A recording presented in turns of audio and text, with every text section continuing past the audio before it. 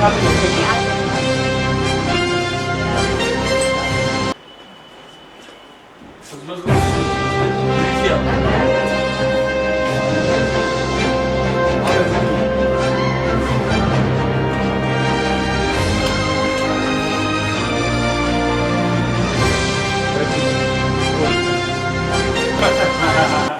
birthday to me. First of all thank you so much आप लोगों का आने के लिए। और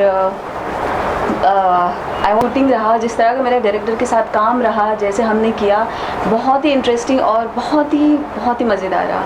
तो शूटिंग सीक्वेंस है उसमें जो मतलब यूज़ हुए हैं हेलीकॉप्टर या जो भी चीज़ यूज़ हुआ उसके अंदर बताइए, वो कितना एक एक्स्ट्रा एक्सपीरियंस था आपके? जैसे क्या हुआ कि हम काफ़ी अलग अलग लोकेशन पे शूट कर रहे थे, तो जैसे हमारे पैकअप हो रहे थे, फिर दूसरे लोकेशन पे गए हम, फिर दूसरे वाले, तो ऐसे हो गया। तो सडनली मुझे कहा कि चलो अब हम दूसरे लोकेशन पे जा रहे हैं। तो हम गए, मैंने देखा सडनली वहाँ पे बिल्कुल ऐसे ग्राउंड कुछ भी है नहीं, एम्प्टी था बिल्कुल। तो मैंने कहा अब यहाँ पे क्या होने वाला है, पता नहीं क्या होगा। आई वॉज कम्प्लीटली ब्लैंक कि मुझे पता ही नहीं था कुछ क्या होने वाला है। फिर suddenly helicopter, I was like oh my God, मतलब ये मेरे लिए ही आ रहा है। I was so surprise. और उस जो मोमेंट था वो मेरे लिए बहुत ही अमेजिंग और बहुत ही मेमोरेबल था। एंड हेलीकॉप्टर के साथ शूट करना वो मेरे लिए फर्स्ट एक्सपीरियंस, बट बहुत ही beautiful. And I am really thankful to my director, जो उन्होंने मेरे लिए इतना अच्छे से डिज़ाइन किया और मुझे बहुत कुछ सीखने को मिला। बेस्ट पार्ट ये है कि आप पे फोकस है म्यूजिक वीडियो। 90% आप देखिएगा कि between a guy and a girl जो भी सिचुएशनल वीडियो रहता है, काफ़ी सारे कैरेक्टर्स होते हैं। हाँ जी, क्या कहना चाहेंगे इस बारे में?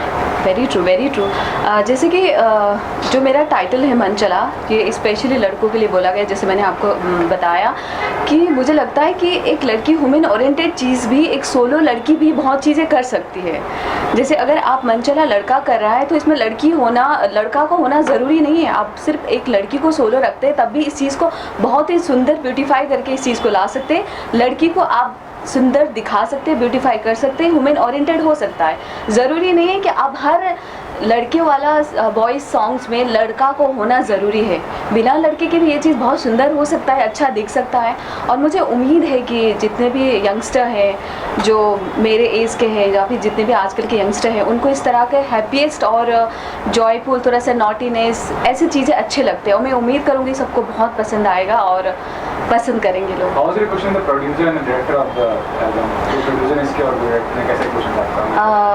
जैसे कि मैं बताऊं आपको, जैसे मेरे पहले बार मुझे डायरेक्टर ने कॉल करके बताया कि हम कुछ एल्बम शूट कर रहे हैं, लेकिन मुझे नहीं पता था कि ये एल्बम बहुत अच्छे इस तरह से शूट कर रहे हैं। मुझे बिल्कुल ही पता नहीं था कि मेरे जो कैरेक्टर्स हैं मुझे इतना ब्यूटीफुली खेलने के लिए दिया गया है डायरेक्टर्स ने। जैसे कि मैं बहुत ही एक चुलबुली लड़की होती है, उस तरह के कैरेक्टर्स दिया गया। जब उन्होंने बताया कि आपका ऐसे किरदार है, आप इस तरह से करेंगे, तो मुझे लगा कि ये तो बहुत ही सुंदर है और मुझे बहुत कुछ सारे पोटेंशियल मेरे ऊपर ही ढाला गया है और मुझे ही सुंदर दिखाया गया है, मेरा ही सारे ब्यूटीफाई किया गया है। तो डायरेक्टर के साथ ही वो सो नाइस। जैसे अभियंत आनंद जो मेरे डायरेक्टर है, उन्होंने मुझे इतने अच्छे से सिखाया, इतने अच्छे से चीज़ें बताया। And I am looking forward to work with him again and again. I would say he is the one of the very good director. You have been part of short film and a web series as well. What was the short film subject about the web series? मेरा short film जो रहा, that my short film was like very different than we have recently done this music album. Short film वाला experience क्या होता है कि जैसे कि आपको स्क्रिप्ट दिया जाता है कि आप स्क्रिप्ट पढ़ो, उसके अकॉर्डिंग आपको एक्सप्रेशन देना होता है, उसके अकॉर्डिंग आपको एक्ट करना होता है। लेकिन म्यूज़िक वीडियो में क्या होता है कि आपको कुछ भी नहीं है, बस आपको बताया जाता है कि आपका ये सॉन्ग है, ये गाना है, आपको खुद से अंदर से निकालना होता है जो आपकी क्रिएटिविटी है, जो आप बताया। जैसे कि आप अभी आपका सैड है तो आपको सैड करना है, या फिर आपको ये हैप्पी है तो हैप्पीएस्ट करना है। तो there is a far different, I would say कि ये डिफरेंस है एक वेब सीरीज और शॉर्ट फिल्म और एल्बम में। अगर एल्बम देखा जाए तो उस पर आपको इनर टैलेंट निकालना पड़ता है। शॉर्ट फिल्म जो रहता है उस पर आपको स्क्रिप्ट के ऊपर अपना टैलेंट निकाल के बात करना पड़ता है। Talking about your background in acting, how was the start you started out? कैसे स्टार्ट किया, क्या इंस्पायर किया था आपको, और how was the struggling phase कैसा रहता? देखिए, मेरा जो जर्नी रहा है, मैं बिलोंग्स करती हूँ वेस्ट बंगाल का एक छोटा सा सिटी सिलीगुड़ी से। और मेरा आज तक का जो एक्सपीरियंस रहा, जैसे मैं आई पहली बार बॉम्बे, और सबसे पहले मैंने ये देखा कि ये बहुत बड़ी भीड़ है, इस शहर में आपको खुद का पहचान बनाना बहुत ज़रूरी है। मुझे लगा ये तो बहुत बड़ी भीड़ है, अब इस शहर से मैं इस भीड़ से अपना पहचान कैसे बनाऊं, और मुझे इस भीड़ में खोना नहीं है, इस भीड़ से निकल कर मुझे एक अलग पहचान बनानी है। मैंने सोचा कि अब मुझ में जो कमी है सबसे पहले तो मैं इसके ऊपर काम करती हूँ। तो फिर मैंने देखा, मैंने एक्टिंग स्टार्ट किया, एक्टिंग स्कूल। मेरे गुरु हैं, उन्होंने मुझे सिखाया। अभी मेरे 6-7 मंथ हो गए मैं एक्टिंग के ऊपर काम कर रही हूँ। और जैसे मैं काम करते गई वैसे मुझे शॉर्ट फिल्म मिलते गए, वेब सीरीज़ मिलते गए, मैंने काम करते गई और मुझे आगे भी उम्मीद है कि मैं अच्छी करूँगी। और जैसे कि आप जानते हैं कि कोई भी लड़ाई, कोई भी जंग लड़ने से पहले आपको उस चीज़ के बारे में पूरी तरह से नॉलेज होना, जानकार होना बहुत ज़रूरी है और करने के लिए। लेकिन इस शहर में आकर मैं यहाँ से ट्रेन में बैठ के घर वापस नहीं जाना चाहती हूँ, मैं प्लेन में बैठ के जाना चाहती हूँ, अपने माँ को लेकर आना चाहती हूँ और इस शहर में सेटल होना चाहती हूँ। ये मेरा ख्वाहिश है, ये मेरा सपना है और भगवान जानता है, मुझे उम्मीद है कि मेरा सपना पूरा हो। और जैसे बिना किसी तैयारी के कोई जंग नहीं लड़ सकते, वैसे ही मैं इस जंग के लिए, इस इंडस्ट्री के लिए, इस एक्टिंग फील्ड के लिए मैं तैयारी कर रही हूँ, एक्टिंग कर रही हूँ। मैं हमेशा करती रहूँगी। जैसे आप जानते हैं कि acting is never ending procedure. कुछ भी हो ज्ञान, आप हमेशा, आप कभी एंडिंग नहीं रहता इसका। तो मैं हमेशा सीख रही हूँ और मुझे उम्मीद है अच्छी करूँगी। एक कहावत कहना चाहती हूँ, जैसे आप जानते हैं कि कमां से निकला हुआ तीर और ज़ुबान से निकला हुआ शब्द कभी वापस नहीं आता। तो जो टैलेंट मुझे दिया गया, जो अपॉर्चुनिटी मुझे दिया गया, जो चीज़ करने के लिए मैं आई हूँ यहाँ पर, मैं इस चीज़ को खोना नहीं चाहती हूँ। अगर मेरे कमान में एक ही तीर है तो मैं सही जगह पर निशाना मारना चाहती हूँ। भले इसके लिए मुझे 1 साल लगे, 2 साल लगे या फिर कितने भी साल लगे, मैं कोशिश करती रहूँ। जहाँ से आप आती हैं काफ़ी लोग क्रिएटिव लोग हैं, काफ़ी ऐसे लोग हैं अपना नाम बना चुके हैं। क्या कहते हैं कि वहाँ से आके हिंदी फिल्म इंडस्ट्री को टारगेट किया, रीजनल इंडस्ट्री की होती है, वाई बॉलीवुड? स्पेसिफिक रीज़न क्या है, यहाँ पे क्यों आता है? हाँ बिल्कुल बिल्कुल। जैसे कि अब बॉलीवुड बहुत बड़े इंडस्ट्री है। जैसे अब मानते हैं कि जैसे मैं बंगाल से हूँ तो वहाँ पे बहुत सारे बंगाली मूवीज़ है और भी बहुत सारे तरीके के। लेकिन जो बॉलीवुड ने, अगर आपने एक बार काम कर लिया, बॉलीवुड से कुछ चीज़ें आपने सीख लिया, यहाँ पे सीखने को बहुत मिलते हैं, जो मुझे लगता है पर्सनली। अगर आपने कमर्शियल सिनेमा सीख लिया तो मुझे नहीं लगता है कि आपको किसी भी जगह पे रिजेक्शन होगा या फिर आपको कोई भी आपको इस तरह से बोलेंगे कि आप में कुछ कमियां है या फिर आपको कुछ सीखने की ज़रूरत है। अगर आपने कमर्शियल सिनेमा सीख लिया, अगर आपने बॉलीवुड में कुछ 2-4 काम कर लिया तो आपके लिए दी बेस्ट रहता है आगे बढ़ने के लिए, चाहे कोई भी इंडस्ट्री हो, कोई भी लाइन हो। इन फ्यूचर आप किस प्रोजेक्ट में काम करना चाहेंगे या फिर किस तरह के कैरेक्टर को निभाना चाहेंगे? देखिए, मुझे लगता है कि मेरा हर कोई इस शहर में अपना सपना पूरा करने के लिए आते हैं और हर किसी का सपना ये रहता है कि वो बड़ी हीरोइन बने, अच्छी हीरोइन बने। मैं नहीं चाहती हूँ कि मैं दीपिका बनूँ या प्रियंका बनूँ और मेरा ऐसा कोई ख्वाहिश भी नहीं। बस मेरा ये सपना है कि जब तक, अभी जिस उम्र से मैं एक्टिंग स्टार्ट कर रही हूँ अभी right now, till my last breath, मेरा जो लास्ट ब्रीथ रहे वो सेट पे ही रहे, एक्टिंग शूटिंग पे ही रहे।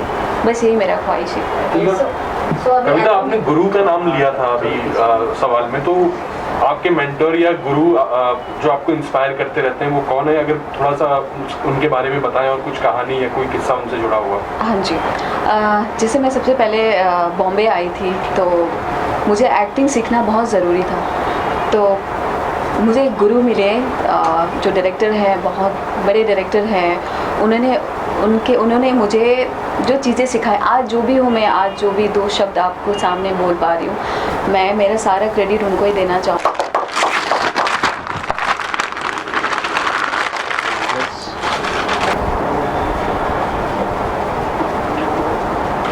सर, जैसा कि अभी कविता जी ने कहा कि जो इंस्पिरेशन उनको मिलती है एक्टिंग की, वो जब मुंबई आए तो एक कहीं ना कहीं कोई सपोर्ट करने के लिए चाहिए ही होता है। तो कैसे सर, थोड़ा सा आप बताएं कि कैसे एक्टिंग में वो माहिर थी या कैसे ऐड ऑन किया आपने, वो थोड़ा सा बताएं। देखिए, लोग हैं वो मोस्टली उनके पीछे किसी न किसी एक गुरु का ज़रूर हाथ है। मेरे मेंटोर तो मेरे साथ ये बहुत बड़ा लक रहा, साईनाथ महाराज रहे। और मुझे ऐसा लगता है कि इस इंडस्ट्री में जो भी ख्वाहिश पूरे करने के लिए, अपने ख्वाब पूरे करने के लिए लोग आते हैं, उनको एक सपोर्ट की ज़रूरी होती है। तो मुझे ऐसा लगा कि कविता के अंदर वो टैलेंट है और वो अपनी लाइफ के अंदर कुछ ऐसा करना चाहती है जिसमें वो मेहनत करके सीखना चाहती है, वो शॉर्टकट से नहीं आना चाहती इस इंडस्ट्री में। तो मैंने इसको एक्टिंग सिखाई और अभी मोस्टली इसके रसास पे वर्क हो रहा है, उसके बाद इसके डिक्शन पे वर्क होगा, क्योंकि जिस जगह से ये बिलोंग करती है उस जगह का डिक्शन, उस जगह के बोलने के जेंडर्स में थोड़ा सा वो है। अभी टोटली एक्टिंग पे फोकस है, उसके बाद इसके जेंडर पे वर्क होगा, मीन्स कि ये जो डिक्शन पे वर्क होगा। और फिर देखिए, मैं तो बाबा से यही प्रार्थना करूँगा कि ये लाइफ में बहुत राइज करे और अच्छे काम करें। सर, आपने जो रशेस देखे हैं अभी गाने के, जी, क्या कहना चाहेंगे एक्टिंग के बारे में कविता जी की? और मुझे बहुत अच्छा लगा, और मुझे सबसे अच्छी बात है, मुझे डायरेक्टर साहब का काम बहुत अच्छा लगा, मुझे आनंद जी ने जो लिरिक्स लिखी है वो बहुत अच्छी लगी। और सबसे बड़ी बात है, जब मैंने इसका एक्सपीरियंस पूछा तो पता चला कि इन्होंने तपती धूप के अंदर और एक दिन में 3-3 बार ड्रेसेस चेंज की, और ये बहुत ज़्यादा एक्साइटेड थी हेलीकॉप्टर शॉट्स को दिखाने में कि सर मैंने ऐसा शूट किया, मैंने वैसा शूट किया। तो एक रिच वीडियो, एक बहुत अच्छी वीडियो, सिंपल सोबर वीडियो, और एक लड़की जो मनचला हो सकती है वो वीडियो देख के मुझे वाकई में बहुत अच्छा लगा।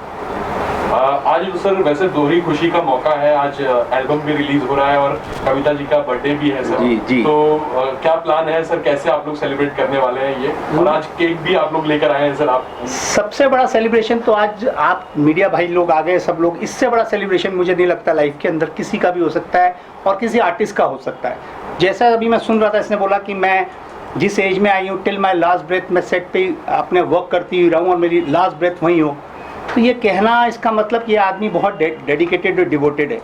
लेकिन उसकी सबसे बड़ी अचीवमेंट को पहुंचाने वाला जो हमारे सामने मीडिया है, मैं तो उसका थैंक्स बोलता हूँ। इससे बड़ा बर्थडे इसका कोई नहीं बन सकता। तो thanks to our media people, जितने भी आप तमाम लोग आए हैं अपना समय निकाल के, और वो भी उस आर्टिस्ट के लिए जो अभी धीरे धीरे उभर रही है। मोस्टली कैमराज उधर जाते हैं जहाँ जिनके इन्होंने नाम लिए, प्रियंका का या दीपिका का या तमाम फेमस आर्टिस्ट के। तो मेरे लिए तो बहुत बड़ी बात है कि आज इसका बर्थडे आप लोगों के सामने और आपके साथ बन रहा। Thank you so much. Cake cutting कर देते हैं। हाँ।